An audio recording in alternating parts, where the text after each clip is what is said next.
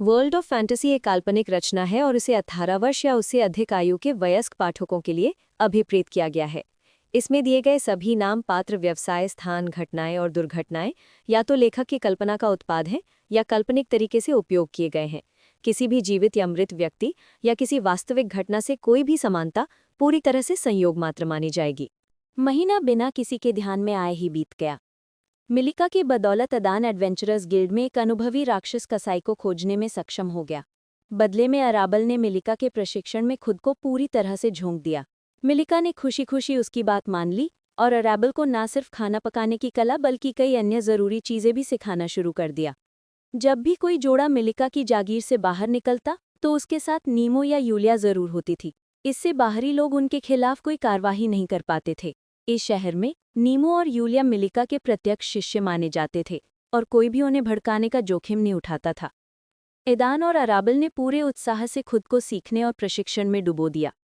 System से मिले task को पूरा करने के मुख्य कार्य के अलावा उन्होंने जादू और तलवारबाजी में भी महारत हासिल करने का फैसला किया और अपना समय बराबर बांट लिया। शाम के समय वे लिम्बो और निषिद्ध क्षेत्रों के बारे में जानकारी पढ़ने के लिए समय निकालते थे। समय समय पर वे आराम करने और तनाव दूर करने के लिए छोटी छोटी सैर पर निकल पड़ते थे और एक दूसरे को बेहतर तरीके से जानने की कोशिश करते थे। इसकी बदौलत उनका रिश्ता हर बार और मजबूत होता गया। बेशक उतनी तेजी से नहीं जितनी वे चाहते थे, लेकिन वे समझ गए कि इस मामले में जल्दबाजी करने की कोई ज़रूरत नहीं है। अलग रहने के फैसले ने उन्हें ये एहसास दिलाया कि पिछले कुछ दिनों में वे एक दूसरे से पहले ही जुड़ चुके थे। जब वे कुछ समय तक एक दूसरे से नहीं मिल पाए तो उन्हें एक अजीब सी बेचैनी का एहसास होने लगा जिसे वे बयान नहीं कर पा रहे थे। लेकिन जैसे ही वे दोबारा मिले ये एहसास गायब हो गया। युद्ध के लिए जादू और तलवारबाजी सीखने में नीमो और यूलिया उनके लिए आदर्श शिक्षक और साथी साबित हुए। मिलिका ने अपने शिष्यों को प्रशिक्षण देने का काम सौंपा। नीमो ने उन्हें तलवारबाजी सिखाई और उनके लिए एक साथी की भूमिका निभाई, और यूलालिया ने उस जोड़े को जादू की बुनियादी बातें सिखानी शुरू कर दी। उनकी स्थिति में एक मन आंकड़ा था, लेकिन दंपति इसका इस्तेमाल करना नहीं जानते थे। इसलिए यूलालिया से जादू की बुनियादी बातें सिखाने के लिए कहा ताकि देख सके कि क्या वे इससे लाभ उठा सकते हैं। नीमो चुपचाप उन्हें तलवारबाजी के आसन सिखाता और फिर उन्हें बार बार दोहराता जब तक कि उनके शरीर उन्हें याद न कर लें। प्रशिक्षण के अंत में उन्होंने एक छोटा सा मुकाबला सत्र रखा जिसमें अक्सर वे जोड़ा पराजित की भूमिका में होता था। यूलालिया ने उनके शरीर में अपना मन डालकर जादू सीखना शुरू किया। उन्हें पहले किसी और के मन को महसूस करना था और ये भी कि ये उनके शरीर में कैसे प्रवाहित होता है। धीरे धीरे यूलालिया ने अपने जादू का प्रवाह कम कर दिया और कुछ दिनों बाद आखिरकार दंपति अपने मन को महसूस करने में सक्षम हो गए, जो उनके शरीर में भी प्रवाहित हो रहा था। जैसे ही उन्होंने पहली बार अपने मन को महसूस किया और जादू के रास्ते पर कदम रखा, उनके सिस्टम में बड़े बदलाव आए। पहले उनके पास सिर्फ स्टेटस विंडो उपलब्ध थी, लेकिन अपने मन का इस्तेमाल करने का तरीका खोज लेने के बाद उन्होंने जादू का रास्ता नाम से एक अलग विंडो खोली और थोड़ी देर बाद उन्होंने तलवार का रास्ता अनुभाग खोला। सिस्टम ने बताया कि जादू का रास्ता नाम की विंडो जादू सीखने में उनकी प्रगति दर्शा रही थी। साथ ही उन मंत्रों की भी एक सूची होगी जिनमें वे महारत हासिल करेंगे। जब दंपति ने जादू का रास्ता विंडो खोली तो उन्हें केवल उनकी वर्तमान मन संख्या और रैंक दिखाने वाली रेखाएं दिखाई दी। उनकी रैंक जादू अनुयायी कहलाती थी। इसी तरह तलवार का रास्ता विंडो तलवारबाजी की कला में उनकी सफलता को दर्शाती थी। हालांकि जादू का रास्ता विंडो के विपरीत तलवार का रास्ता विंडो में केवल उनकी रैंक तलवार का अनुयायी दिखाई देती थी। पहले तो दंपति समझ नहीं पाए कि इस नए फीचर से उन्हें क्या फ़ायदा होगा। हमेशा की तरह सिस्टम ने ज़्यादा जानकारी नहीं दी, बस उन्हें साफ साफ बताया कि जैसे जैसे वे जादू और तलवार से जुड़ी नई क्षमताएं सीखेंगे और उनमें निपुणता हासिल करेंगे, वे इन विंडो में दिखाई देंगी, स्टेटस विंडो में नहीं। पहले तो दंपति ने ये मान लिया कि ये दोनों खिड़कियां उनकी सीखी हुई बातों और उनकी प्रगति को दर्शाती हैं, वहीं स्टेटस सिस्टम के बारे में जानकारी भी दर्शाता है। लेकिन उन्हें जल्दी अपनी गलती का एहसास हो गया। जब दंपति ने अपना पहला मंत्र फायर बॉल सीख लिया तो पाथ ऑफ मैजिक विंडो में उनकी क्षमताओं की सूची में एक नया नाम दिखाई दिया, फायर बॉल, और उसका स्तर जो 1 के बराबर निकला। इसके बाद उन्हें सिस्टम से अप्रत्याशित रूप से एक कार्य प्राप्त हुआ। फायर बॉल मंत्र का 20 बार जाप करें। इनाम, मंत्र का स्तर 2 तक बढ़ाएं। इस खोज ने उन्हें एक पल के लिए स्तब्ध कर दिया। मंत्र का स्तर बढ़ाने का अवसर उनके लिए सचमुच एक आश्चर्य और खुशी का स्रोत था। उनके मौजूदा मान के साथ वे मंत्र को पुनः प्राप्त करने के लिए केवल कुछ ही सफल प्रयास कर सकते थे। ऐसे प्रत्येक प्रयास के बाद उन्हें आराम करने और अपने मान भंडार को पुनः प्राप्त करने के लिए कुछ समय की आवश्यकता थी। दंपति ने बड़े उत्साह से जादू और तलवारबाजी का अध्ययन करना शुरू कर दिया। उनका मानना था कि यदि जादू के अध्ययन में ऐसा कोई कार्य है तो तलवारबाजी में भी जरूर होगा। जल्द ही उन्होंने अपनी पहली तलवारबाजी तकनीक स्लैश में महारत हासिल कर ली। सिस्टम ने तुरंत उन्हें इसी तकनीक से जुड़ा एक और कार्य दिया, जिसका इनाम इस तकनीक का स्तर बढ़ाना था। जहां तक राक्षसों के शवों को काटने और पकाने से संबंधित सिस्टम के कार्य का सवाल है, 4 दिनों के लगातार प्रयासों के बाद दंपति को अंततः कुछ सफलता मिली। ईदान ने अपने पहले राक्षस के शव को सफलतापूर्वक काटा और सिस्टम ने उसके कार्य को संतोषजनक बताया। अराबल ने भी अपना पहला व्यंजन तैयार किया, जिसका भी सिस्टम ने मूल्यांकन किया। वे अपनी उपलब्धियों से इतने खुश थे कि उस दिन मुस्कुराना बंद नहीं कर पा रहे थे। पहले हफ्ते के अंत तक उन्होंने आखिरकार सिस्टम का काम पूरा कर लिया और सिस्टम पॉइंट्स और स्थानीय मुद्रा का इनाम प्राप्त किया। दंपति ने ट्रेडिंग फंक्शन के जरिए अपनी तिजोरी में जमा किए गए सभी अनावश्यक संसाधनों को सुप्रीम मर्चेंट सिस्टम को बेच दिया, जिससे उन्हें अतिरिक्त पॉइंट्स मिले। एकत्रित किए गए पॉइंट्स की संख्या थोड़ी बढ़ गई, लेकिन वे अभी भी सिस्टम से सामान खरीदने के लिए पर्याप्त नहीं थे। फिर भी वे दंपति निराश नहीं हुए और बचत जारी रखने का फैसला किया।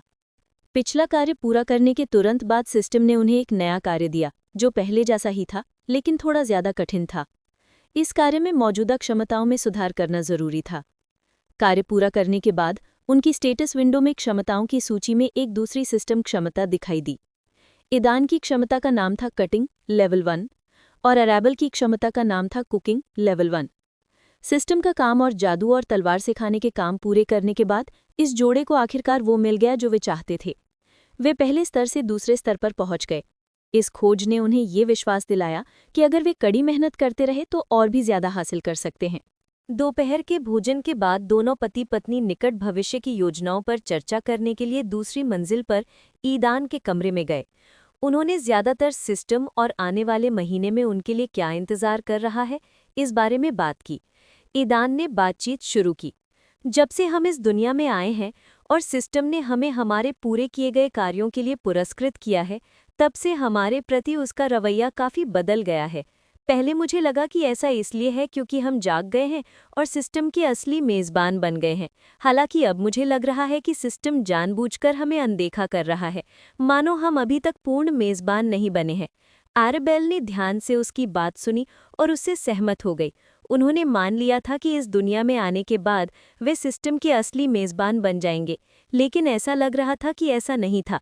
ऐसा लग रहा था कि सिस्टम ने अभी तक उन्हें पूरी तरह से पहचाना नहीं था। मुझे लगता है कि अब मुझे इस दुनिया में हमारे रहने का असली मकसद समझ आ गया है। हमने सिस्टम को स्वीकार कर लिया है और जागृत हो गए हैं, लेकिन अब हमें ये साबित करना होगा कि हम इसके मेज़बान बनने के योग्य हैं। इसीलिए सिस्टम जागृत होने के बाद अपने मेज़बानों को दूसरी दुनिया में भेजते हैं, उनकी परीक्षा लेने के लिए।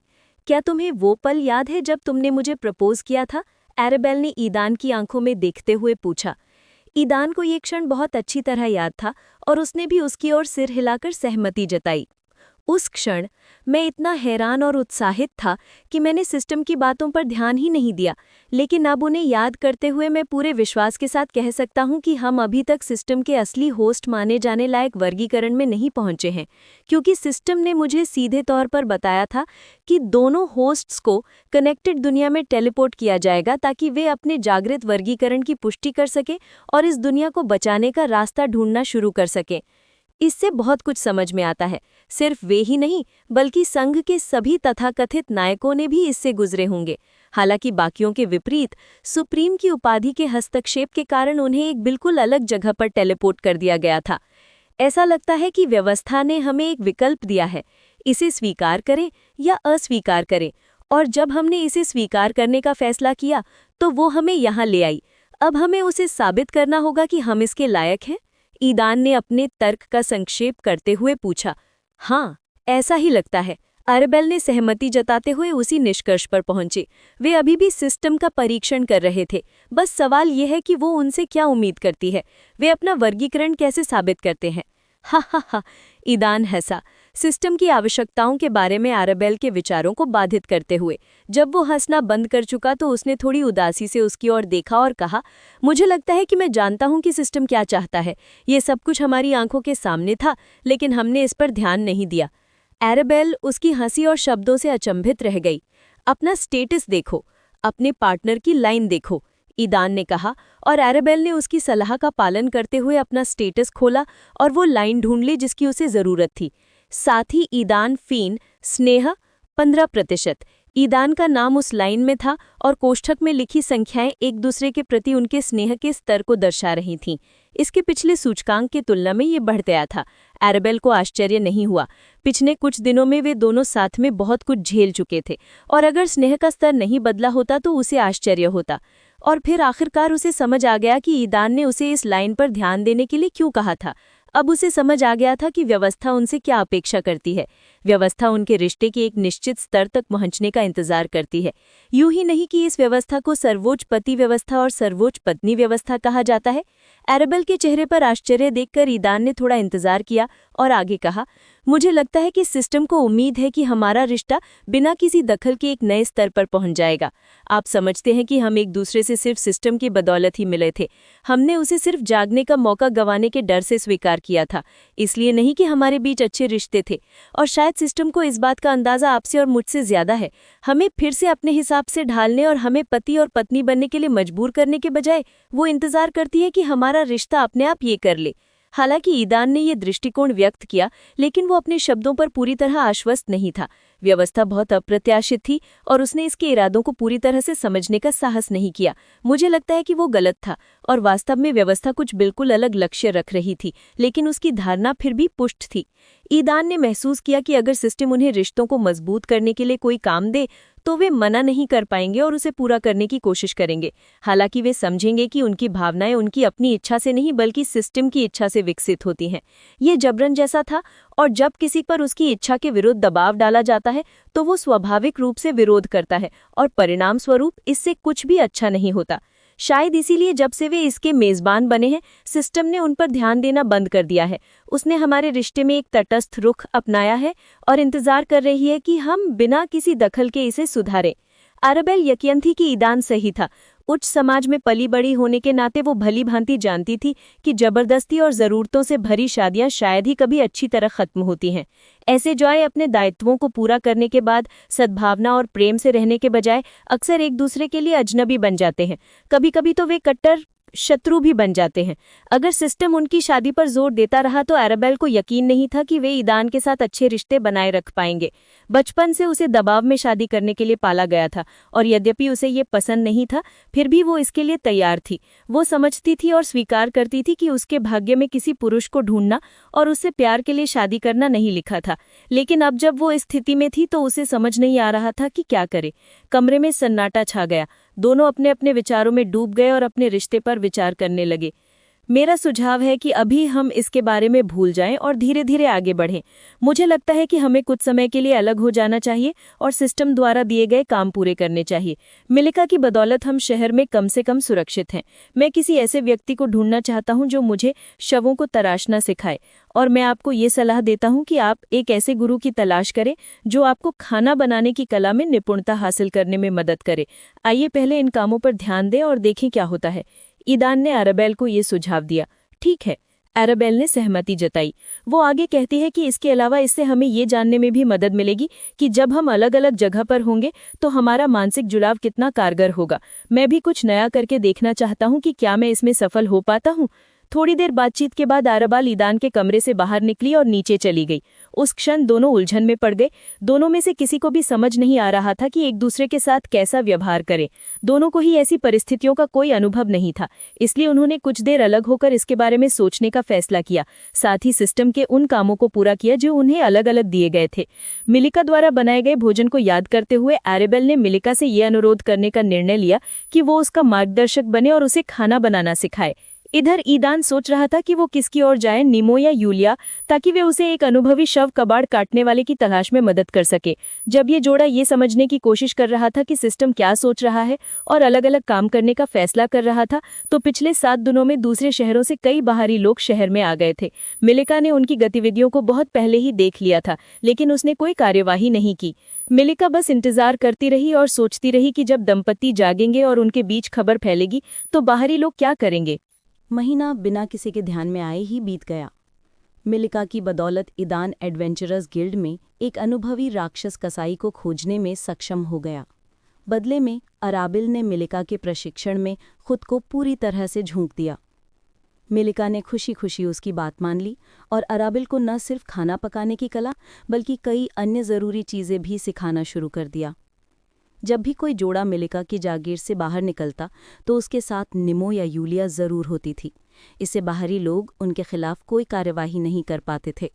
इस शहर में निमो और यूलिया मिलिका के प्रत्यक्ष शिष्य माने जाते थे और कोई भी उन्हें भड़काने का जोखिम नहीं उठाता था। ईदान और अराबिल ने पूरे उत्साह से खुद को सीखने और प्रशिक्षण में डुबो दिया। सिस्टम से मिले टास्क को पूरा करने के मुख्य कार्य के अलावा उन्होंने जादू और तलवारबाजी में भी महारत हासिल करने का फैसला किया और अपना समय बराबर बांट लिया। शाम के समय वे लिम्बो और निषिद्ध क्षेत्रों के बारे में जानकारी पढ़ने के लिए समय निकालते थे। समय समय पर वे आराम करने और तनाव दूर करने के लिए छोटी छोटी सैर पर निकल पड़ते थे और एक दूसरे को बेहतर तरीके से जानने की कोशिश करते थे। इसकी बदौलत उनका रिश्ता हर बार और मजबूत होता गया। बेशक उतनी तेजी से नहीं जितनी वे चाहते थे, लेकिन वे समझ गए थे कि इस मामले में जल्दबाजी करने की कोई ज़रूरत नहीं है। अलग रहने के फैसले ने उन्हें यह एहसास दिलाया कि पिछले कुछ दिनों में वे एक दूसरे से पहले ही जुड़ चुके थे। जब वे कुछ समय तक एक दूसरे से नहीं मिल पाए तो उन्हें एक अजीब सी बेचैनी का एहसास होने लगा जिसे वे बयान नहीं कर पा रहे थे। लेकिन जैसे ही वे दोबारा मिले ये एहसास गायब हो गया। युद्ध के लिए जादू और तलवारबाजी सीखने में निमो और यूलिया उनके लिए आदर्श शिक्षक और साथी साबित हुए। मिलिका ने अपने शिष्यों को प्रशिक्षण देने का काम सौंपा। निमो ने उन्हें तलवारबाजी सिखाई और उनके लिए एक साथी की भूमिका निभाई और यूलालिया ने उस जोड़े को जादू की बुनियादी बातें सिखानी शुरू कर दी। उनकी स्थिति में एक मन आंकड़ा था, लेकिन दंपति को इसका इस्तेमाल करना नहीं आता था। इसलिए उन्होंने यूलालिया से जादू की बुनियादी बातें सिखाने के लिए कहा ताकि देख सकें कि क्या वे इससे लाभ उठा सकते हैं। निमो चुपचाप उन्हें तलवारबाजी के आसन सिखाता और फिर उन्हें बार बार दोहराता जब तक कि उनके शरीर उन्हें याद न कर लें। प्रशिक्षण के अंत में उन्होंने एक छोटा सा मुकाबला सत्र रखा जिसमें अक्सर वे जोड़ा पराजित की भूमिका में होता था। यूलालिया ने अपने मन को उनके शरीर में डालकर जादू सीखना शुरू किया। उन्हें पहले किसी और के मन को महसूस करना था और ये भी कि ये उनके शरीर में कैसे प्रवाहित होता है। धीरे धीरे यूलालिया ने अपने जादू का प्रवाह कम कर दिया और कुछ दिनों बाद दंपति आखिरकार अपने मन को महसूस करने में सक्षम हो गए जो उनके शरीर में भी प्रवाहित हो रहा था। जैसे ही उन्होंने पहली बार अपने मन को महसूस किया और जादू के रास्ते पर कदम रखा, उनके सिस्टम में बड़े बदलाव आए। पहले उनके पास सिर्फ स्टेटस विंडो उपलब्ध थी, लेकिन अपने मन का इस्तेमाल करने का तरीका खोज लेने के बाद उन्होंने जादू का रास्ता नाम से एक अलग विंडो खोली और थोड़ी देर बाद उन्होंने तलवार का रास्ता अनुभाग खोला। सिस्टम ने बताया कि जादू का रास्ता नाम की एक विंडो जादू सीखने में उनकी प्रगति प्रदर्शित कर रही है।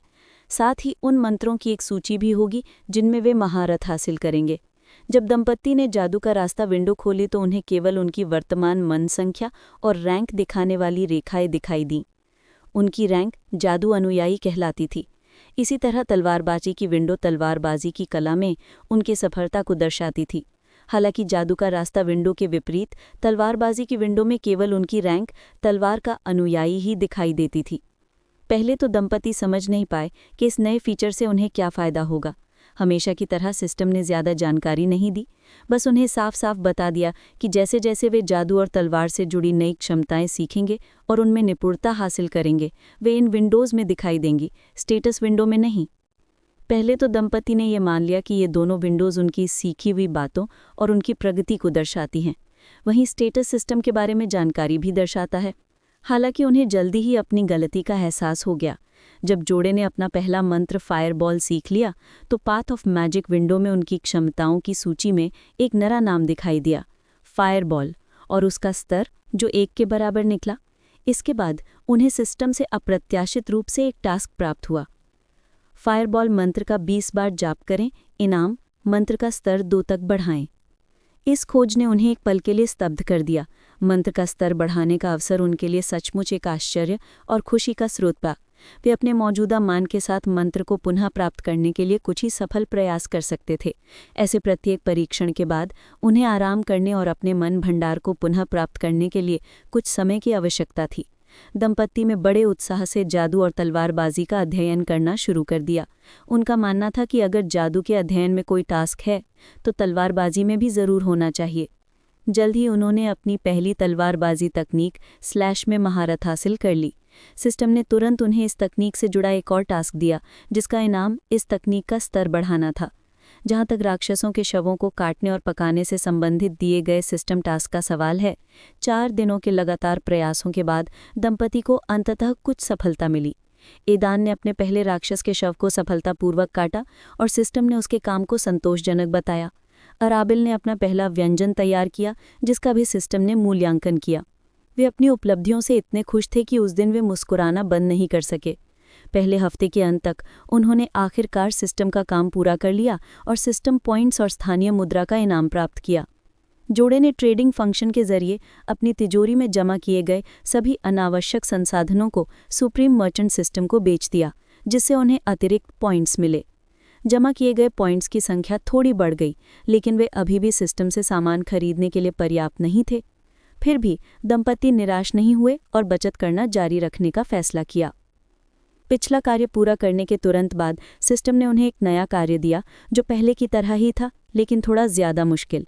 इस कार्य में मौजूदा क्षमताओं में सुधार करना ज़रूरी था। कार्य पूरा करने के बाद उनके स्टेटस विंडो में क्षमताओं की सूची में दूसरी सिस्टम क्षमता दिखाई दी। ईदान की क्षमता का नाम था कटिंग लेवल 1 और अराबिल की क्षमता का नाम था कुकिंग लेवल 1। सिस्टम का काम और जादू और तलवार सिखाने के काम पूरे करने के बाद दंपति को आखिरकार वो हासिल हो गया जो वे चाहते थे। वे पहले स्तर से दूसरे स्तर पर पहुंच गए। इस खोज ने उन्हें विश्वास दिलाया कि अगर वे मेहनत करते रहे तो और भी ज़्यादा हासिल कर सकते हैं। सिस्टम में दूसरे स्तर पर पहुंचने के बाद उन्हें मुख्य आंकड़ों में उल्लेखनीय सुधार महसूस हुआ। स्तर ऊपर जाने के बाद पहले ही दिन प्रशिक्षण के दौरान उन्हें ये बदलाव महसूस होने लगे थे। हालांकि ताकत में ये बढ़ोतरी उतनी स्पष्ट नहीं थी जितनी वे चाहते थे। नीमू और यूलिया ने पिछले दिनों की तुलना में इस जोड़े में काफ़ी सुधार देखा। वे पूछना चाहते थे कि आखिर हुआ क्या था, लेकिन अपनी गुरु मेलिका के निर्देशों को याद करते हुए उन्होंने खुद को रोक लिया। मेलिका ने उनसे कहा कि वे इस जोड़े के राज जानने की कोशिश ना करें और उनकी निजता का सम्मान करें। मुख्य आंकड़ों में सुधार के अलावा इस जोड़े को सिस्टम से कोई नई सुविधा नहीं मिली। सिस्टम ने उनसे बस कड़ी मेहनत करने और जल्द से जल्द लेवल 10 तक पहुंचने के लिए कहा। ईदान और एराबेल ने सिस्टम के लेवल अप मंत्र और तकनीकें पूरी करने के बाद अपनी सभी क्षमताओं को दूसरे स्तर तक उन्नत कर लिया। सिस्टम द्वारा तीसरे स्तर पर जाने के लिए नए कार्य जारी करने तक दंपति ने कुछ समय तक प्रतीक्षा की, लेकिन उन्हें कुछ भी प्राप्त नहीं हुआ। सिस्टम चुप रहा। सभी क्षमताओं को दूसरे स्तर तक उन्नत करने से वे सिस्टम के तीसरे स्तर तक पहुंच गए। हालांकि उन्हें ये स्वीकार करना पड़ा कि इस गति से 10वें स्तर तक पहुंचने का रास्ता लंबा और कठिन होगा। फिर भी उन्हें खुशी थी कि वे अपने सभी कौशलों को दूसरे स्तर तक उन्नत कर पाए। बचे हुए काम सिर्फ खाना पकाना और राक्षसों की लाशें काटना था। इस बार सिस्टम ने उन्हें अलग अलग तरीके से बांट दिया। ईदान को खाना पकाने का काम मिला और एराबेल को काटने का। जब ईदान को खाना पकाने का काम मिला तो एराबेल बहुत हैरान हुई और थोड़ी उलझन में भी। लेकिन फिर उसे हंसी आई और उसे एहसास हुआ कि सिस्टम उसे गृहिणी नहीं बनाना चाहता था। राक्षसों के शवों को काटने का काम उसे ज्यादा परेशान नहीं करता था। इसके विपरीत वो इस उपयोगी कौशल को सीखने का अवसर पाकर खुश थी। पहले तो ईदान इस काम से थोड़ा नाखुश थे, क्योंकि उनका मानना था कि खाना बनाना औरतों की जिम्मेदारी है। लेकिन बाद में इस बारे में सोचकर उन्हें एहसास हुआ कि कई लोगों और पुरुषों की तरह परिवार में महिलाओं की भूमिका के बारे में उनकी धारणाएं भी बहुत संकीर्ण हैं। ईदान ने समझा कि व्यवस्था दुनिया को अपने तरीके से देखती है और पति पत्नी के कर्तव्यों के बारे में उसकी समझ हमेशा उनके विचारों से मेल नहीं खाती। इसे स्वीकार करते हुए उन्होंने कार्य शुरू कर दिया और साथ ही साथ नए मंत्र और तकनीकें भी सीखीं। पहले महीने के अंत तक वे बड़ी कठिनाई से सिस्टम के 10वें स्तर तक पहुंचने में कामयाब रहे। अगर वे सिस्टम की सीमाओं से ना जूझते तो ये जोड़ा इस स्तर तक तेजी से पहुंच सकता था। उन्हें एहसास हुआ कि वे अभी तक सीखे गए सभी मंत्रों और तलवारबाजी की तकनीकों को दूसरे से तीसरे स्तर तक नहीं बढ़ा सकते थे। दंपति को ये नहीं पता था कि ये किससे संबंधित था, क्योंकि सिस्टम ने ये जानकारी साझा नहीं की। एक दूसरे के विपरीत इस दंपति को खाना पकाने और कसाई का काम करने की कला में निपुणता प्राप्त करने और इसे दूसरे स्तर तक ले जाने में अधिक समय लगा। वे जुनूनी होकर नए मंत्र और तलवारबाजी की तकनीकें सीख रहे थे, उनकी प्रभावशीलता पर ध्यान नहीं दे रहे थे। ये सब सिस्टम लेवल को 10 तक बढ़ाने के लिए था और आखिरकार ये हो गया। जब वे सिस्टम के 10वें स्तर पर पहुंचे, तब तक उनके द्वारा सीखे गए मंत्रों और तलवार की तकनीकों की संख्या 1 दर्जन से ज्यादा हो चुकी थी। वे सभी दूसरे स्तर पर थे। इसके बाद जादू के मार्ग और तलवार के मार्ग में उनकी रैंक बढ़कर क्रमशः जादू का शिष्य और तलवार का शिष्य हो गए। उन्होंने 1 महीने में काफी प्रगति की है तथा उनके मुख्य आंकड़े लगभग दोगुने हो गए हैं और कुछ इससे भी ज्यादा। निमो और यूलिया इस 1 महीने में आए बदलावों से और भी ज्यादा प्रभावित थे। मिलिका भी उनकी सीखने की गति देखकर हैरान थी। कभी-कभी उसके मन में भी आता था कि वे इस जोड़े को पकड़कर उनसे उनका राज जान ले, लेकिन वो अपनी इस इच्छा को रोक नहीं पाती थी। इस महीने के बाद ईदान और एराबेल के पास लिम्बो से बाहर निकलने का रास्ता ढूंढने के लिए बस 2 महीने से ज्यादा का समय बचा था। हालांकि वे सिस्टम के 10वें स्तर पर पहुंच गए थे, फिर भी वे अगला कदम उठाने के लिए पर्याप्त मजबूत और आश्वस्त नहीं महसूस कर रहे थे। वे अभी भी निमू पर ज्यादा दबाव नहीं डाल पा रहे थे, जो उन दोनों से आसानी से निपट रहा था, जिससे उनके पास सफलता की कोई संभावना नहीं थी। ईदान और एराबेल अपनी प्रगति से नाखुश थे और भी मजबूत बनना चाहते थे, और आखिरकार जब वे 10वें स्तर पर पहुंचे तो सिस्टम ने उन्हें एक राज बताया कि इस स्तर पर पहुंचने के बाद सिस्टम के सभी मालिकों को आरोहण परीक्षाओं से गुजरना पड़ता है। इस चुनौती को सफलतापूर्वक पूरा करने के बाद ही वे अपना स्तर 10 से ऊपर बढ़ा सकते हैं।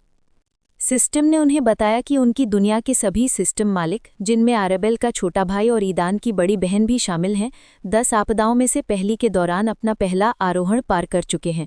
अब वे आरोहण के दूसरे स्तर पर हैं। प्रत्येक सिस्टम के लिए आरोहण परीक्षाएं अद्वितीय होती हैं। ये एक सरल कार्य या एक जटिल शर्त हो सकती है जिसे पूरा करना आवश्यक है। उनकी दुनिया के सिस्टम के मालिकों के लिए आरोहण की परीक्षा 10 में से पहली आपदा से जूझना था। अपने स्तर को विकसित और ऊंचा करने के लिए ईदान और एराबेल को आरोहण से गुजरना था। वे जानना चाहते थे कि उनका परीक्षण किस बारे में होगा, जब तक कि सिस्टम ने उन्हें उन पोषण की याद न दिला दी जो उन्हें सर्वोच्च की उपाधि के हस्तक्षेप के कारण जागरण के पुरस्कार के रूप में मिली थीं। सिस्टम ने उन्हें बताया कि वे 10वें स्तर पर पहुंचने के बाद पोषण ले सकते हैं और साथ ही साथ आरोहण की प्रक्रिया भी शुरू कर सकते हैं, ताकि इसका प्रभाव अधिकतम हो और परीक्षा पास हो जाए। पोषण के कारण उनका आरोहण उनके मूल नियोजित आरोहण से भिन्न होगा। ये पोषण उनके उत्थान को गति प्रदान करेगा और वे पोषण में छिपे वंश से संबंधित परीक्षा में उत्तीर्ण होंगे। एराबेल को वैल्क्री परीक्षा का सामना करना होगा और ईदान को अल्फा परीक्षा का। वे अपने प्रयास ये तय करेंगे कि उन्हें इसके परिणाम स्वरूप कितने महत्वपूर्ण लाभ प्राप्त होंगे। इस खोज से दंपति चकित रह गए और आखिरकार उन्हें समझ आया कि सिस्टम ने उन्हें पोषण बचाकर रखने और लेवल 10 तक पहुंचने तक इंतजार करने के लिए क्यों कहा था। सिस्टम उसी समय से उनके उत्थान की योजना बना रहा था।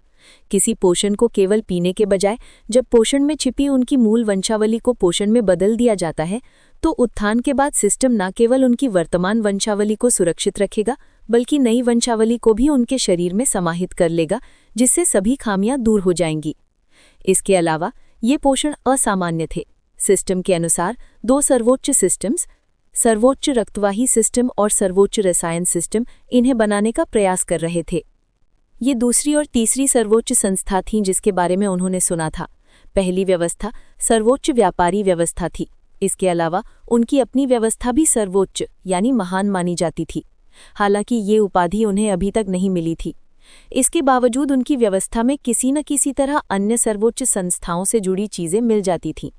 क्या सभी सर्वोच्च संस्थाओं का एक दूसरे से कोई न कोई संबंध है? दंपति ने सोचा। इस बात को बाद में छोड़ते हुए उन्हें पता चला कि वंश के एकीकरण से जुड़ी परीक्षाओं में कुछ दिनों से लेकर 1 महीने तक का समय लग सकता है। दंपति ने तैयारी के लिए एकांत और सुरक्षित जगह ढूंढने का फैसला किया। मिलिका के घर के अलावा उन्हें और कोई सुरक्षित जगह नहीं सूझी। मिलिका और उसके शिष्यों निमू और यूलिया को चेतावनी देने के बाद उन्होंने अपने कमरों में जाकर पोषण लेने और साथ ही साथ स्वर्गारोहण के परीक्षण शुरू करने का फैसला किया। आखिरी बार मन ही मन एक दूसरे से बात करते हुए और एक दूसरे को शुभकामनाएं देते हुए ईदान और एराबेल ने एक साथ अपनी शीशियों की सारी पदार्थ गटक डाली। उसी क्षण सिस्टम ने उनके आरोहण के परीक्षण शुरू कर दिए। पिछले महीने जब से ईदान और एराबेल नाम का जोड़ा आया है, मिलिका आखिरकार अपनी बोरियत को थोड़ा कम कर पाई है। उसने अपना समय उन्हें खाना बनाना सिखाने और निश्चित क्षेत्रों की यात्रा के अपने अनुभव साझा करने में बिताया। वो इस जोड़े को देखने के लिए उत्सुक थी। उसे पता नहीं क्यों, लेकिन वो उसके बाकी छात्रों से अलग दिख रहे थे। उसने अनुमान लगाया कि शायद ऐसा इसलिए है क्योंकि वो किसी दूसरी दुनिया से आए थे और ये सारा नयापन और रहस्य उसे आकर्षित कर रहा था। ईदान और एरेबल की अपने आसपास की दुनिया के बारे में समझ बिल्कुल अलग थी। वे उसे अलग अलग नजरिए से देखते थे। यहाँ तक कि उनके रिश्ते को देखकर भी मिलिका मुस्कुरा उठती थी। उसने देखा कि जब वे एक दूसरे के बारे में जानने की कोशिश करते थे तो उन्हें कितना अजीब लगता था और वे कैसा व्यवहार करते थे। उनकी उपस्थिति ही मिलिका के लिए एक प्रकार का निकास द्वार बन गई। लिम्बो में बिताए साल उसके लिए एक बड़ी चुनौती साबित हुए। एक भी शहर की सीमा से बाहर निकलना उसके लिए असहनीय था। पहले तो सिर्फ उसके छात्र उसकी उदासी दूर कर सकते थे और उसके बोरे दूर कर सकते थे, लेकिन समय के साथ अपने शिष्यों को पढ़ाना और उनका मार्गदर्शन करना एक दिनचर्या बन गई, और जल्द ही उसके पास कोई छात्र नहीं बचा जो लिम्बो की खोज का नतीजा था। हर छात्र को खोना उसके लिए बहुत दर्दनाक था। अंततः उसने नए छात्रों को स्वीकार करने से इनकार कर दिया और खुद में सिमट गई। लिम्बो के आसपास के स्थान की अस्थिरता के कारण बाहरी दुनिया के साथ समय का अंतर लगातार अराजकता में था। तभी कभी नए जीव लिम्बो में प्रवेश करते और काल कोठरी द्वारा निगल लिए जाते, और कभी कभी कई वर्षों तक कोई भी प्रकट नहीं होता था। सब कुछ तब बदल गया जब लंबे एकांतवास के बाद मिलिका आखिरकार शहर में घूमने निकली। उसकी मुलाकात एक युवा योगिनी से हुई जो हाल ही में लिम्बो में गिर गई थी, और कुछ बाहरी लोगों ने उसे पकड़ लिया और उसे गुलाम बनाने का फैसला किया। उसकी लंबी अनुपस्थिति के कारण कुछ बाहरी लोग उसके अस्तित्व के बारे में भूल गए और उन्होंने एल्फ को गुलाम बनाने का निर्णय लिया। उस दिन न सिर्फ इस शहर में बल्कि 2 और शहरों में भी मिलिका को याद किया गया। उसने अपने हाथों से उन सभी भारी लोगों का सामना किया जो योगिनी की गुलामी से जुड़े हुए थे। उसूरिया की गरियों में खून की नदियां बह निकलीं, और आखिरकार सभी को पता चल गया कि इस शहर के बाहरी लोगों का असली शासक कौन था। इस दिन मिलिका ने उस योगिनी को अपना नया शिष्य बनाया जिसे हाल के वर्षों में गुलाम बनाकर रखा गया था। वो योगिनी थी यूलालिया। यूलिया केवल कुछ समय के लिए ही अपनी बोरियत दूर कर पाई और जल्द ही वो अपनी पुरानी अवस्था में वापस आ गई। वो इस स्थिति से इस समाचार के माध्यम से बाहर आई कि बाहरी लोगों का एक नया गिरोह फिर से शहर में प्रकट हो गया है, जो पकड़े गए बाहरी लोगों को गुलामी में बदलने का व्यापार कर रहा है। बिना किसी हिचकिचाहट के उसने उन्हें भी छुड़ा लिया। बंदी दासों के बीच उसकी नज़र एक घायल युवक पर पड़ी। वो वहां से गुजर ही जाती अगर उसने ये न देखा होता कि उसके शरीर पर घाव शारीरिक रूप से नहीं बल्कि जादू से हुआ था। बाद में उसने इस युवक का नाम निमो रखा क्योंकि वो अपने चोट के कारण बोल नहीं सकता था। उसकी नज़र में निमो में एक साधारण व्यक्ति के लिए बहुत सारे रहस्य छिपे थे। सबसे पहले तो वो चमत्कारिक रूप से जादू के प्रभाव से बच गया। दूसरे, निमो का उस आत्मा के साथ एक सहजीवी संबंध था जिससे मिलिका को बहुत धक्का लगा। एक योगिनी होने के नाते वो आत्माओं के बारे में जानती थी और उन्हें प्रकृति की संतान मानकर उनका सम्मान करती थी। आत्माएं शुद्ध और निर्दोष प्राणी थीं। उसके विचारों के अनुसार आत्माएं कभी भी बुद्धिमान जातियों के प्रतिनिधियों को माता पिता के रूप में नहीं चुनती थीं, बल्कि हमेशा निर्दोष जानवरों को चुनती थीं। और ये बात अकल्पनीय लग रही थी कि ऐसे प्राणी ने इस युवक को अपना माता पिता स्वीकार कर लिया था। तीसरी बात, इस युवक के उच्च जातियों से एक साथ 3 अनोखे संबंध थे। इनमें से पहला वो पेंडेंट था जो उसने पहना हुआ था। इसके अंदर उस व्यक्ति की आत्मा का एक टुकड़ा था जिसने उसे ये पेंडेंट दिया था। मिलिका जानती थी कि ऐसे पेंडेंट आमतौर पर वॉल्किरीज जैसी श्रेष्ठ जातियों द्वारा अपने चुने हुए साथियों को दिए जाते हैं। पहले बंधन के विपरीत निमो के पास जो दूसरा और तीसरा बंधन थे वे वैवाहिक चिन्ह थे, जो 2 प्राणियों के मिलन का प्रतीक थे। ये चिन्ह शाश्वत संबंध और भक्ति का प्रतीक थे। पहला चिन्ह ड्रैगन जाति का था और दूसरा शापित रक्त पिपासुओं का। इस बारे में सोचते हुए मिलिका को याद आया कि वॉल्किरीज अपने स्वर्गीय महाद्वीप पर एकांत और गुप्त तरीके से रहते हैं और इस दुनिया के निवासियों को दिखाई नहीं देते हैं। आम लोगों को तो स्वर्गीय महाद्वीप के अस्तित्व के बारे में भी नहीं पता है, लेकिन मिलिका जानती थी कि वॉल्किरीज उन जातियों में से एक हैं जो इस दुनिया पर राज करने का दावा करती हैं। बदले में ड्रैगन, लेबिरिंथ महाद्वीप और मैगलिया में व्यापक रूप से पाए जाते हैं। मिलिका को शक था कि निमो उनमें से किसी एक से लेबिरिंथ महाद्वीप पर मिला होगा। रक्त पिपासु, जिन्हें आमतौर पर पिशाच के नाम से जाना जाता है, मूल रूप से भूल भुलैया और कालकोठरी महाद्वीप के मूल निवासी थे। हालांकि प्राचीन युद्ध के कारण, जिसने इस महाद्वीप को आंशिक रूप से नष्ट कर दिया और दुनिया भर के कालकोठरी क्षेत्रों पर आक्रमण किया, पिशाच लुडेलिया महाद्वीप में चले गए। वर्तमान में भूल भुलैया से जुड़ी अन्य जातियों के साथ वे इस महाद्वीप के एक बड़े हिस्से पर कब्जा कर चुके हैं। मिलिका को आश्चर्य हुआ कि ये युवक, जो मुश्किल से 20 साल का था, उच्च जाति के 3 प्रतिनिधियों का ध्यान कैसे आकर्षित कर पाया।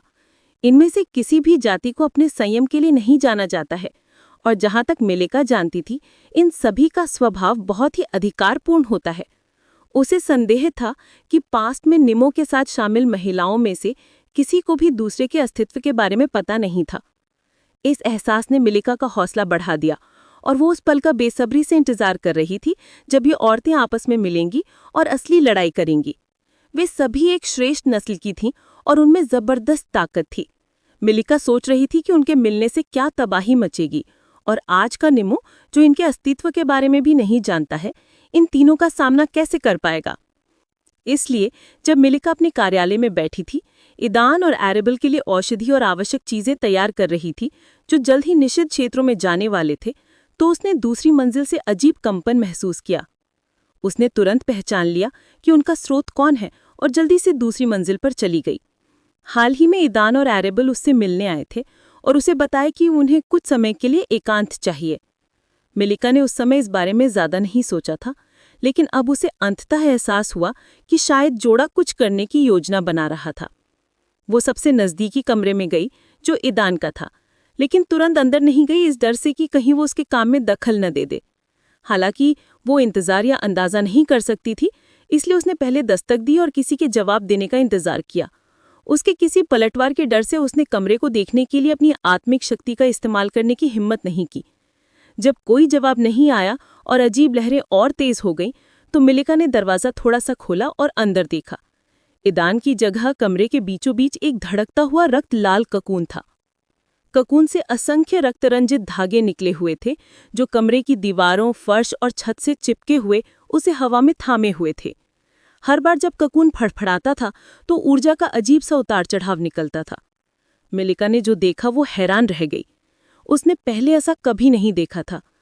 मिलिका अपने सामने के दृश्य को देखकर मंत्रमुग्ध हो गई और एक क्षण के लिए सब कुछ भूल गई। कुछ समय के बाद जब ककून से निकलने वाली तरंगे और तेज हो गई, तब उसे होश आया। ईदान के कमरे से निकलकर मिलिका ने जब एरेबल के कमरे में देखा, तो उसे वहां भी ऐसी ही एक तस्वीर मिली। एरेबल के कमरे के अंदर भी एक धड़कता हुआ रक्त लाल ककून था। जो कुछ हो रहा था उसके सार को समझते हुए मिलिका ने तुरंत अपने घर के आसपास एक निरोधक और आवरण वाला मंत्र रचा, जो ककूनों से निकलने वाली तरंगों को छिपाने के लिए बनाया गया था। वो उन्हें केवल इसीलिए महसूस कर पा रही थी क्योंकि वो काफी करीब थी। उसके पास जो उसने अनुभव किया, उससे मिलिका को एहसास हुआ कि समय के साथ लहरें और तेज होती जाएंगी और देर या सवेर अगर उनका प्रसार नियंत्रित नहीं किया गया तो शहर के सभी निवासियों ने महसूस करेंगे। मिलिका नहीं चाहती थी कि अन्य लोग इसके बारे में जानें, इसलिए उसने जो कुछ हो रहा था उसे छिपाने का निर्णय लिया। निमो और यूलिया को जल्द ही उनके गुरु के घर बुलाया गया। जब उन्होंने देखा कि ये जोड़ा क्या हो गया है, तो वे दंग रह गए। मिलिका ने तुरंत स्थिति समझाई और उन्हें कड़ी निगरानी में रखने का आदेश दिया कि किसी को भी घर के पास ना आने देना, यहाँ तक कि अपने अधीनस्थों को भी नहीं। उसने ये काम सिर्फ उन दोनों को ही सौंपा था क्योंकि वो उन पर पूरा भरोसा करती थी। निमो और यूलिया ने अपने गुरु का कार्यभार संगीतता से संभाला। हालांकि निमो के अंदर निवास करने वाली आत्मा ककून से निकलने वाली ऊर्जा तरंगों से विचलित और उत्तेजित हो रही थी। निमो, निमो, मुझे ये चाहिए। ईजी ने ककून की ओर इशारा करते हुए निमो के कानों में चिल्लाना शुरू कर दिया। निमो अवाक रह गया। तुम क्या कह रही हो कि तुम्हें ये चाहिए? क्या तुम इसे खाना चाहती हो? स्तब्ध निमो ने पूछा। नहीं मूर्ख, ये जो ऊर्जा उत्सर्जित करती है वो रक्त ऊर्जा है और ये बहुत शुद्ध है। अगर मैं इसे थोड़ा थोड़ा करके अवशोषित कर लूं तो मेरी साधना में तेजी से वृद्धि होगी, आत्मा ने उत्साह से कहा। यदि वो उसकी आवाज से मिलती और छोटी लड़की की तरह दिखती तो निमो ने कल्पना की होती कि उसकी आंखें उत्तेजना और इच्छा से जल रही हैं। और इसके लिए क्या करने की जरूरत है? उसने पूछा, शांत होते हुए और ये महसूस करते हुए कि उसे सिर्फ ककून से आने वाली ऊर्जा की ही जरूरत है। बस ककून के नीचे बैठ जाओ और मैं ये खुद कर लूंगी। इजी ने निम्मो को जल्दी करने के लिए कहा। ककून की रक्षा करने और किसी को भी उसके पास न आने देने के अपने कर्तव्य को भूलकर निम्मो खुद उसके नीचे आकर दुबक गया। उसने तर्क दिया कि ऐसा करके वो अपने गुरु के सुरक्षा आदेश का उल्लंघन नहीं कर रहा था। इजी नाम की आत्मा ने ककून से निकलने वाली ऊर्जा को बड़े आनंद और उत्साह से अवशोषित करना शुरू कर दिया, जिससे उसकी शक्ति और विकास तेजी से बढ़ने लगा।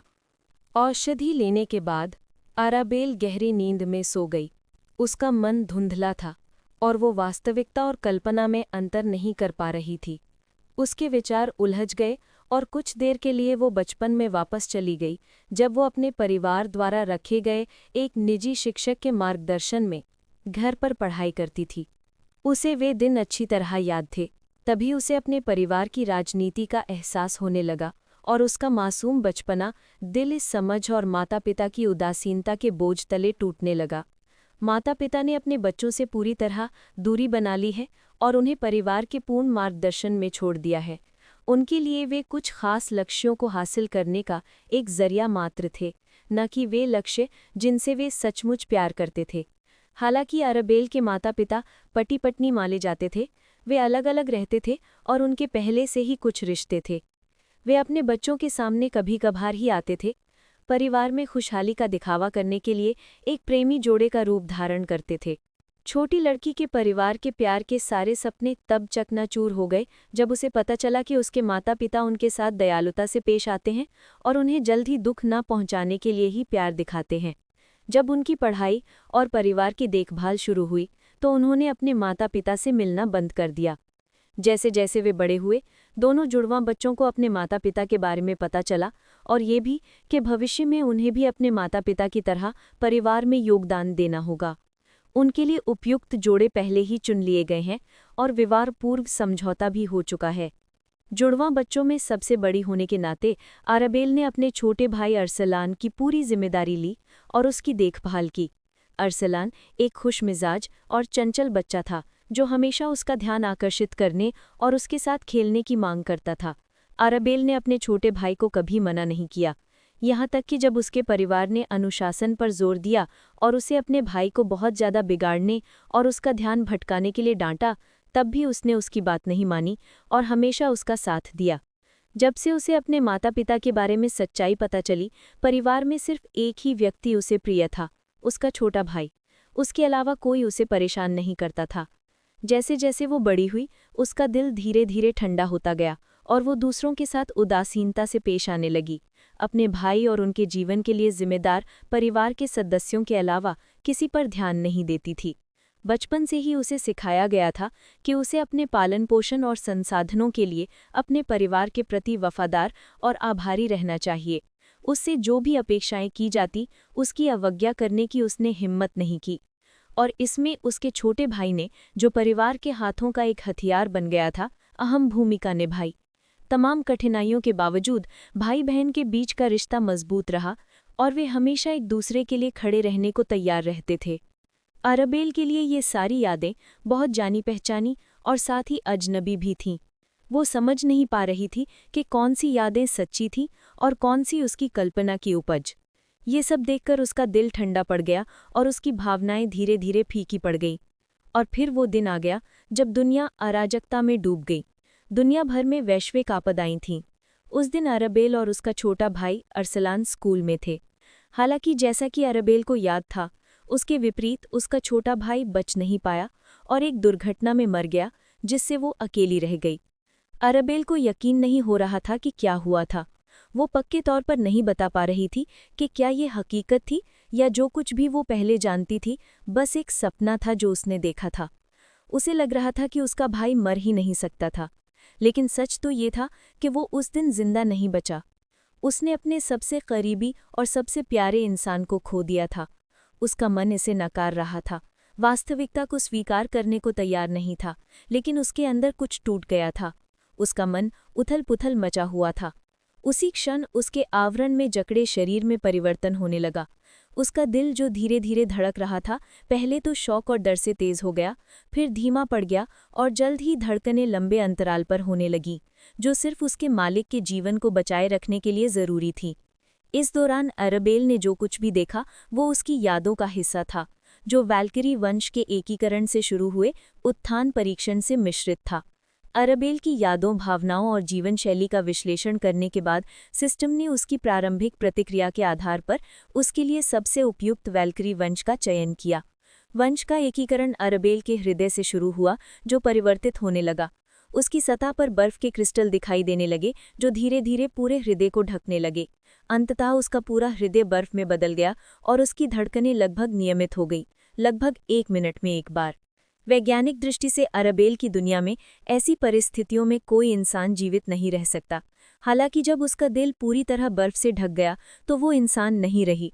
उसकी त्वचा बर्फ सी सफ़ेद और चिकनी हो गई और उसके लाल लंबे बाल और भौहें क्रिस्टल जैसी सफ़ेद हो गईं। उसकी पीठ पर बर्फ के 2 जोड़े पंख उगने लगे, जो उसके शरीर को ढकने लगे।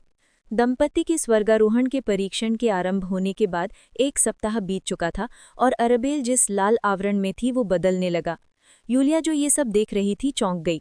पहले कोकून का रंग खून जैसा लाल था, लेकिन अब वो बदलने लगा है। उसकी आंखों के सामने वो जमने लगा और जल्द ही एक बर्फीले कोकून में बदल गया, जिससे हर मिनट ठंडी लहरें और चटकने की आवाज़ें निकल रही थीं। यूलिया ने तुरंत अपने गुरु को बुलाया और जब मिलिका आई और उसने देखा कि अरेबेल का कोकून क्या बन गया था, तो वो अपने शिष्या से भी ज्यादा हैरान हो गई। यूलिया के विपरीत वो कोकून से आती रक्त तरंगों को साफ महसूस कर सकती थी। मिलिका अपने पूरे जीवन में इन जीवों से सिर्फ एक बार मिली थी, लेकिन वो उस क्षण को नहीं भूली थी। उनकी अनोखी उपस्थिति और उनसे निकलने वाला दबाव अचूक था। तभी उसने देखा कि कैसे उन्होंने एक अनोखे जादू का इस्तेमाल किया, जिसने पलट झपकने में दूसरी उच्च जाति के सदस्य को नष्ट कर दिया। ऐसे ही एक जादू के प्रभाव के कारण निमो जिंदा बचा था और यही कारण था कि उसमें उतनी अधिक रुचि थी। और अब वो कोकून में से उसी की मौजूदगी का अनुभव कर सकती थी जिसके अंदर अरेबेल थी। इसमें कोई शक नहीं था कि ये वैल्किरी का वंश था और सबसे महत्वपूर्ण बात ये कि कोकून की हालत देखकर मिलिका समझ गई कि ये वंश आइस वैल्किरी का था, जो बाकी सब वैल्किरी में सबसे क्रूर और खतरनाक था। जब वे दोनों आश्चर्य से अरेबेल के कोकून को देख रहे थे, निमो दौड़कर कमरे में आया। उसके व्यवहार और दखलंदाजी से साफ हो गया कि ईदान के कोकून के साथ भी कुछ असामान्य हो रहा था। वे अरेबेल को छोड़कर जल्दी से ईदान के कमरे में पहुंचे, जहां उन्होंने एक बिल्कुल अलग ही नज़ारा देखा। अरेबेल के शांत और सुकून भरे कोकून के विपरीत ईदान का कोकून इतनी तेजी से जल रहा था और धड़क रहा था कि मानो कुछ फटकर बाहर निकल आएगा।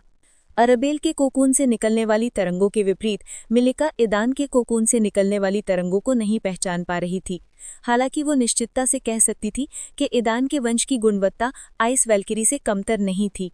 मिलिका और उसके शिष्य पूरी तरह से हैरान थे। वे समझ नहीं पा रहे थे कि क्या हो रहा था, जबकि इस दंपत्ति के लिए उत्थान के मार्ग पर परीक्षण अभी शुरू ही हुए थे। अपने छोटे भाई को खोने के बाद अरेबेल, जो खुद को रोक नहीं पाई थी और समझ गई थी कि ये सब सच नहीं है, धीरे धीरे हकीकत से नाता तोड़ने लगी। अब वो कल्पना और हकीकत में फर्क नहीं कर पा रही थी और उस मुश्किल घड़ी में देखी गई घटनाओं को सच मानने लगी थी। ऐसा लग रहा था जैसे आपदा के बाद उसका परिवार उसके भाई के अस्तित्व को भूल गया हो। वे पूरी तरह से संयुक्त संघ बनाने और इस नए संघ में अपना प्रभाव बढ़ाने की कोशिश में लगे हुए थे। अरेबेल के माता पिता उसके भाई के अंतिम संस्कार में भी नहीं आए, ना ही उससे मिलने आए। सब कुछ परिवार के साधारण नौकरों ने ही आयोजित किया था। परिवार का कोई भी उच्च पदस्थ सदस्य उसके भाई के अंतिम संस्कार में नहीं आया। केवल वे और कुछ नौकर ही अपने भाई को उसके अंतिम यात्रा पर विदा करने गए थे, और ये नौकर भी केवल परिवार के आदेश पर ही काम करते थे, इसलिए नहीं कि वे उनके करीबी थे।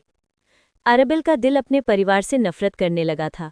बचपन से ही उसे पता था कि वो किस परिवार से है, और हालांकि उसे ये पसंद नहीं था, फिर भी उसने इसे स्वीकार करने की कोशिश की। लेकिन जब उसने अपने इकलौते प्रियजन को खो दिया और उसके परिवार ने इस घटना के प्रति उदासीनता दिखाई, तो उसका धैर्य जवाब दे गया। अरेबेल बेवकूफ़ नहीं थी और समझती थी कि उसका परिवार कितना मजबूत है। उसे एहसास था कि वो अकेले उसका सामना नहीं कर पाएगी, उसे छोड़ना तो दूर की बात है। परिवार के लिए वह राजनीतिक खेल के लिए एक आदर्श हथियार थी। इसके तुरंत बाद दुनिया को इस खुलासे के बारे में पता चला और फेडरेशन नेतृत्व ने तथाकथित जागृत लोगों को खोजने का फैसला किया। सिरम प्रशासन की व्यापक प्रक्रिया शुरू हो गई है। एक प्रभावशाली परिवार की वंशज होने के नाते एरेबेल उन पहली महिलाओं में से थीं जिन पर जागृति सिरम का परीक्षण किया गया था, और वास्तविकता के विपरीत एरेबेल इस कठिन परीक्षा से उबरने वाली पहली महिलाओं में से एक थीं। उसने जो जागृत किया था वो था आइस वॉल्किरी सिस्टम। एरेबेल उन सैकड़ों जागृत लोगों में से एक थी जो स्वयं को एक दूसरी दुनिया में पाती थीं, लेकिन शीघ्र ही अपनी दुनिया में लौट आती थीं तथा सिस्टम को ये साबित कर देती थीं कि वह एक आदर्श उम्मीदवार थी। दूसरी दुनिया में जो कुछ हुआ था उसकी यादें धुंधली थीं और खुद एरेबेल भी ठीक से समझ नहीं पा रही थी कि वहाँ क्या हुआ था। उसका मन दूसरी दुनिया से जुड़ी हर चीज़ को मानो ब्लॉक कर रहा था। सिस्टम के जागरण के साथ उसका रूप नाटकीय रूप से बदल गया। उसकी त्वचा बर्फ जैसी सफ़ेद हो गई और उसके लंबे लाल बाल एकदम सफ़ेद रंग में बदल गए। हर गुजरते दिन के साथ एरेबेल और भी दूर होती गई। उसकी भावनाएं कमज़ोर होती गई, जिससे वह ठंडी और हिसाब किताब करने वाली होती गई। उसकी आंखों में आसपास की हर चीज़ के प्रति उदासीनता ही झलकती थी। यहाँ तक कि जिस तंत्र को उसने जगाया था उसने भी उसे चेतावनी दी थी कि वह जितनी बार अपनी शक्ति का इस्तेमाल करेगी उतनी ही ज़्यादा उसकी भावनाएं कम होती जाएंगी और अंततः वह एक भावनाहीन प्राणी बन जाएगी। जब वह जागृत हुई तो परिवार की नज़रों में उसकी अहमियत काफ़ी बढ़ गई। यहाँ तक कि उसके माता पिता, जो पहले उसे नज़रअंदाज करते थे, अब उसके करीब आने और इसका फ़ायदा उठाने की कोशिश करने लगे थे। लेकिन उसकी दुनिया में घुसने की उनकी हर कोशिश का सामना एरेबेल ने अपने चारों ओर खड़ी एक बर्फीली दीवार से किया। वह सबको नज़रअंदाज करती थी, बस कभी कभार अपनी अधीनता और परिवार से जुड़ाव का दिखावा करती थी ताकि समय से पहले ही उनकी नाराज़गी का कारण न बन जाए। उसकी उदासीनता और रहस्य से आकर्षित होकर कई प्रभावशाली परिवारों के वंशजों ने उससे प्रेम करने की कोशिश की। उसने सभी को मोहित कर लिया जो उसकी ओर ध्यान देते थे, लेकिन कोई भी उसकी बर्फीली बाधा को पार नहीं कर सका। परिवार के लिए वह राजनीतिक खेल के लिए एक आदर्श हथियार थी। इसके तुरंत बाद दुनिया को इस खुलासे के बारे में पता चला और फेडरेशन नेतृत्व ने तथाकथित जागृत लोगों को खोजने का फैसला किया। सिरम प्रशासन की व्यापक प्रक्रिया शुरू हो गई। एक प्रभावशाली परिवार की वंशज होने के नाते एरेबेल उन पहली महिलाओं में से थीं जिन पर जागृति सिरम का परीक्षण किया गया था, और वास्तविकता के विपरीत एरेबेल इस कठिन परीक्षा से उबरने वाली पहली महिलाओं में से एक थीं। उसने जो जागृत किया था वो था आइस वॉल्किरी सिस्टम। एरेबेल उन सैकड़ों जागृत लोगों में से एक थी जो स्वयं को एक दूसरी दुनिया में पाती थी, लेकिन शीघ्र ही अपनी दुनिया में लौट आती थी तथा सिस्टम को ये साबित कर देती थी कि वह एक आदर्श उम्मीदवार थी। दूसरी दुनिया में जो कुछ हुआ था उसकी यादें धुंधली थीं और खुद एरेबेल भी ठीक से समझ नहीं पा रही थी कि वहाँ क्या हुआ था। उसका मन दूसरी दुनिया से जुड़ी हर चीज़ को मानो ब्लॉक कर रहा था। सिस्टम के जागरण के साथ उसका रूप नाटकीय रूप से बदल गया। उसकी त्वचा बर्फ जैसी सफ़ेद हो गई और उसके लंबे लाल बाल एकदम सफ़ेद रंग में बदल गए। हर गुजरते दिन के साथ एरेबेल और भी दूर होती गई। उसकी भावनाएं कमज़ोर होती गई, जिससे वह ठंडी और हिसाब किताब करने वाली होती गई। उसकी आंखों में आसपास की हर चीज़ के प्रति उदासीनता ही झलकती थी। यहाँ तक कि जिस तंत्र को उसने जगाया था उसने भी उसे चेतावनी दी थी कि वह जितनी बार अपनी शक्ति का इस्तेमाल करेगी उतनी ही ज़्यादा उसकी भावनाएं कम होती जाएंगी और अंततः वह एक भावनाहीन प्राणी बन जाएगी। जब वह जागृत हुई तो परिवार की नज़रों में उसकी अहमियत काफ़ी बढ़ गई। यहाँ तक कि उसके माता पिता, जो पहले उसे नज़रअंदाज करते थे, अब उसके करीब आने और इसका फ़ायदा उठाने की कोशिश करने लगे थे। लेकिन उसकी दुनिया में घुसने की उनकी हर कोशिश का सामना एरेबेल ने अपने चारों ओर खड़ी एक बर्फीली दीवार से किया। वह सबको नज़रअंदाज करती थी, बस कभी कभार अपनी अधीनता और परिवार से जुड़ाव का दिखावा करती थी ताकि समय से पहले ही उनकी नाराज़गी का कारण न बन जाए। उसकी उदासीनता और रहस्य से आकर्षित होकर कई प्रभावशाली परिवारों के वंशजों ने उससे प्रेम करने की कोशिश की। उसने सभी को मोहित कर लिया जो उसकी ओर ध्यान देते थे, लेकिन कोई भी उसकी बर्फीली बाधा को पार नहीं कर सका। परिवार उसकी उदासीनता से नाखुश था और उसने उससे अन्य जागृत युवकों को बहलाकर परिवार की ओर आकर्षित करने की मांग की, लेकिन उनकी सारी कोशिशों का जवाब एक साधारण शब्द ना से मिला, जो उसने जवाब में कहा।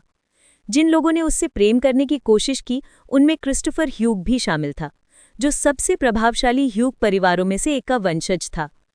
एरेबेल ने क्रिस्टोफर ह्यूग के बारे में पहले भी सुना था, लेकिन उससे कभी मिली नहीं थी। हालांकि जब उसने उसे पहली बार देखा तो उसके अंदर कुछ हलचल सी हो गई। जिन भावनाओं को उसने त्याग दिया था उससे ये उसे स्पष्ट हो गया कि वो अभी पूरी तरह से भावनाहीन नहीं हुई थी। उस आदमी के लिए उसके अंदर धीरे धीरे नफरत पनप रही थी। एरेबल हैरान थी कि वो उससे इतनी नफरत क्यों करती है। उसे लग रहा था कि उसकी आत्मा उसका गला घोटने के लिए बाहर निकल रही है, लेकिन उसने खुद को संभाला और उसके चेहरे या व्यवहार में कोई बदलाव नहीं आया। उसने बस उसे नज़रअंदाज कर दिया। क्रिस्टोफर भी उसी की तरह एक जागृत व्यक्ति था। अपने परिवार के प्रभाव का इस्तेमाल करते हुए उसने सभी संभव जागृत महिलाओं का ध्यान आकर्षित करने के लिए उन्हें अपने जाल में फंसाने की कोशिश की। एरेबल के साथ कुछ भी हासिल न करने के बाद क्रिस्टोफर ने तुरंत अपनी कोशिशें नहीं छोड़ी। उसने उसे आखिर में छोड़ दिया और दूसरी औरतों की तरफ मुड़ गया। ऐसा लग रहा था जैसे एरेबल को अपने आसपास कुछ भी नजर नहीं आ रहा था। वह पूरी तरह से प्रशिक्षण और सिस्टम के स्तर को ऊपर उठाने पर केंद्रित थी। अपनी पढ़ाई के दौरान उसने कई सिस्टमिक क्षमताओं में महारत हासिल की। यहाँ तक कि उसने 2 जोड़ी बर्फ के पंख उगाने की क्षमता भी हासिल की, जिससे उसे उड़ने की क्षमता मिली। अगर एरेबल अपने भावनाओं पर काबू न पाई होती तो शायद वह अपनी उड़ान की क्षमता से बहुत खुश होती, लेकिन उसकी वर्तमान स्थिति में ये अवसर उसके कई सुविधाजनक और उपयोगी कौशलों में से एक था, इससे ज्यादा कुछ नहीं।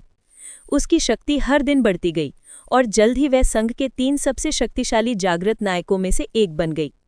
उनमें से एक क्रिस्टोफर भी था, जो उसका ध्यान आकर्षित करने की कोशिश कभी नहीं छोड़ता था। वह हर मौके पर उसके करीब आने की कोशिश करता, लेकिन हर बार वह एक बर्फीली दीवार से टकराता जिसे पार करना नामुमकिन था। आपदा के 1 वर्ष बाद विश्व को पहली गंभीर चुनौती का सामना करना पड़ा, जानवरों का आक्रमण। फिर आखिरकार एरेबल ने अपनी ताकत दिखाई और अकेले कई शहरों की आसानी से रक्षा की। उसकी शक्ति इतनी ज्यादा थी कि उसके अपने परिवार वाले भी उससे डरने लगे। पहली आपदा के अंत के बाद फेडरेशन ने जीत के सम्मान में एक भव्य समारोह आयोजित किया। इसमें सभी नायकों, उनके परिवार और फेडरेशन के प्रभावशाली लोगों को आमंत्रित किया था। हालांकि उस समय एरेबल मानो बर्फ में जकड़ी हुई इस घटना से बेपरवाह थी। कोई भी चीज उसे ये सोचने से नहीं रोक पा रही थी कि कैसी मजबूत बनकर अपने परिवार को तबाह किया जाए। समय के साथ अपने ही परिवार के प्रति उसकी नफरत उसकी प्रेरणा बन गई और कुछ भी उसका ध्यान आकर्षित नहीं कर सकता था। उसने अपने परिवार के खिलाफ सिर्फ इसलिए कोई कार्रवाई नहीं की क्योंकि उसके परिवार का यूनाइटेड फेडरेशन में अच्छा खासा प्रभाव था। यदि व्यवस्था द्वारा उस पर हर बार प्रतिबंध न लगाए जाते जब वो किसी साधारण मनुष्य को नुकसान पहुंचाती या उस पर प्रभाव डालती, तो वो बहुत पहले ही अपने परिवार को नष्ट कर चुके होती। उसकी वर्तमान शक्ति परिवार को शीघ्र और निर्णायक रूप से नष्ट करने के लिए पर्याप्त नहीं थी। उसके अलावा परिवार कई शक्तिशाली जागृत नायकों को अपनी ओर आकर्षित करने में सक्षम था, जो हालांकि उसके जितने शक्तिशाली नहीं थे। अन्य संघ नायकों को आने और अपनी संख्या से उसे परास्त करने के लिए पर्याप्त समय दे सकते थे। हालांकि वो नश्वर प्राणियों के विरुद्ध अपनी कार्रवाइयों में व्यवस्था द्वारा सीमित थी, वे इस अवसर का लाभ उठाकर उसे पराजित कर सकते थे। फेडरेशन द्वारा आयोजित विजय के सम्मान में आयोजित भव्य समारोह में अलाबेल ने भाग नहीं लिया। वो एकमात्र जागृत व्यक्ति थी जिसने आदेश का उल्लंघन किया। फेडरेशन अराबेल के बारे में कुछ नहीं कर सका। वो बहुत ताकतवर थी और ये तो बताने की जरूरत नहीं कि वो शक्तिशाली मॉर्गन परिवार से थी। घटना के बाद अराबेल ने किसी हाई प्रोफाइल घटना की अफवाहें सुनी, जिसे फेडरेशन और ह्यूग के परिवार ने तुरंत दबा दिया। उसे ठीक ठीक पता नहीं चला कि क्या हुआ था और अराबेल ने खुद भी ज्यादा विस्तार से नहीं बताया, बल्कि मजबूत बनने पर ध्यान केंद्रित किया। इसके तुरंत बाद सीरम इंजेक्शन प्रक्रिया की दूसरी लहर शुरू हुई और जागृत लोगों की एक नई पीढ़ी का जन्म हुआ। उसके बाद अराबेल और बाकी जागृत लोग नए जागृत लोगों के साथ एक अलग दुनिया में चले गए। उस दिन पहली बार अराबेल को थोड़ी बेचैनी महसूस हुई। पहली लहर में जागृत लोगों में उसे अपनी जान पहचान की कोई लड़की नहीं मिली। अराबेल को समझ नहीं आ रहा था कि उसे उसकी याद क्यों आई, लेकिन उसे इतना जरूर पता था कि ये लड़की किसी दूसरी दुनिया से लौटी है और पहली आपदा से बच गई है। इसके अलावा ताकत के मामले में भी वो शीर्ष 10 में थी। उसे न पाने के कारण अराबेल जल्द ही उसे भूल गया और सभी के साथ एक नई दुनिया में चला गया। कुछ महीनों बाद जो बच गए और सफल हुए, वे वापस लौट आए। वे और भी मजबूत हो गए, नई जानकारी हासिल की और अपनी दुनिया को बचाने की मुद्दे के और भी करीब पहुंच गए। हालांकि मुक्ति की मुख्य कुंजी अभी भी नहीं मिली। पिछली बार की तरह उसकी चेतना ने उसे दूसरी दुनिया में होने की बात को नजरअंदाज कर दिया। वापस लौटकर और ज्यादा मजबूत होने के बाद वो नए जोश के साथ प्रशिक्षण में जुट गए और अपना स्तर बढ़ाने की कोशिश करने लगी। उनकी दुनिया काफी बदल गई है। पहली आपदा के बाद ज्यादातर जानवरों में उत्परिवर्तन हुआ, वे ज्यादा मजबूत और खतरनाक हो गए, जिससे वे जागृत प्राणियों के लिए आदर्श शिकार बन गए, जिन्होंने उनका इस्तेमाल अपने कौशल और स्तर को बढ़ाने के लिए किया। समय बिना किसी के ध्यान में आए उड़ गया। 10 में से दूसरी आपदा की पूर्व संध्या पर अराबेल उस शांति और सुकून का आनंद ले रही थी जो उसे पहले से ही परिचित थी। लेकिन फेडरेशन से अचानक आए एक फोन ने उसकी निजता में खलल डाल दिया। सबसे शक्तिशाली जागृत लोगों में से एक होने के नाते उन्हें अनियंत्रित अवैध जागृत लोगों को दबाने के लिए तत्काल बुलाया गया था, जो हाल ही में अधिक बार दिखाई दे रहे हैं। हालांकि जिस बात ने उसे आश्चर्यचकित किया और उसका ध्यान आकर्षित किया, वो विशेष रूप से परेशान करने वाली थी। इस जागृत व्यक्ति ने अकेले ही ह्यूग परिवार के मुख्य निवास पर कब्जा कर लिया और दूसरों की मदद के बिना क्रिस्टोफर ह्यूग को हरा दिया और मार डाला।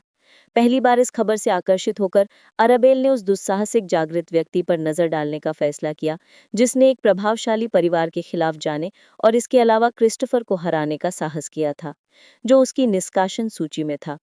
इसके अलावा वो इस बात से भी हैरान थी कि किसी अनजान जागृत व्यक्ति ने उसके शिकार को छूने की हिम्मत की थी। अपने पंखों की मदद से वो तेजी से उस जगह पहुंची और उसकी आंखों के सामने एक भयानक दृश्य उभर कर आया। ह्यूग परिवार के घर के आसपास हर चीज लपटों में घिरी हुई थी। कई जागृत लोग वहां पहुंचे और डर के मारे ये सब देख रहे थे। इस अफरा तफरी और आग के बीच एक युवक खड़ा था। उसके छोटे लाल बाल थे, जिनसे बीच बीच में आग की चिंगारियां निकल रही थीं। उसके दाहिने हाथ में एक जलता हुआ ब्लेड और बाएं हाथ में क्रिस्टोफर का कटा हुआ सिर था, जो डर से जकड़ा हुआ था। बहुत से लोग उस आदमी को डर से देख रहे थे। कोई नहीं जानता था कि वो कौन है। उन्होंने ऐसे शक्तिशाली जागृत व्यक्ति के बारे में पहले कभी नहीं सुना था। यहाँ तक कि अवैध जागृत लोगों में भी कोई उसकी शक्ति का मुकाबला नहीं कर सकता था। ये स्पष्ट था कि सारी लपटें इसी युवक ने पैदा की थी। इससे उसकी अद्भुत शक्ति का पता चलता था, खासकर ये देखते हुए कि वो अपने हाथ में एक सबसे शक्तिशाली जागृत व्यक्ति का सिर पकड़े हुए था। पहली बार जब उसने उसे देखा तो उसके अंदर कुछ हलचल सी महसूस हुई। उसके मन में अजीब अजीब से दृश्य उभरने लगे। उसे लगा जैसे वो इस युवक को जानती है।